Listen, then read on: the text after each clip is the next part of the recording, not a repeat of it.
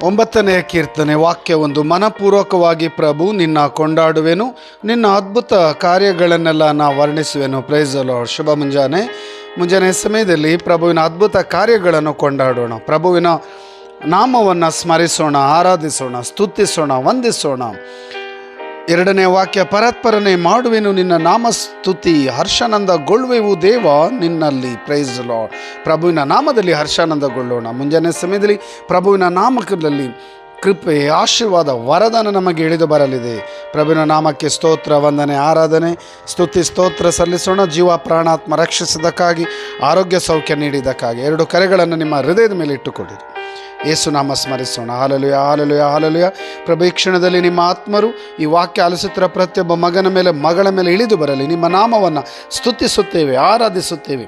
ಆರೋಗ್ಯ ಸೌಖ್ಯ, ಆಶೀರ್ವಾದ, ವರದಾನ ನಮಗೂ ನಾವು ಪ್ರಾರ್ಥಿಸುವ ಪ್ರತಿಯೊಬ್ಬರಿಗೂ ಕರುಣಿಸಿರಿ. ಪಿತನ ಸುತನ ಪವಿತ್ರ ಆತ್ಮರ ನಾಮದಲ್ಲಿ.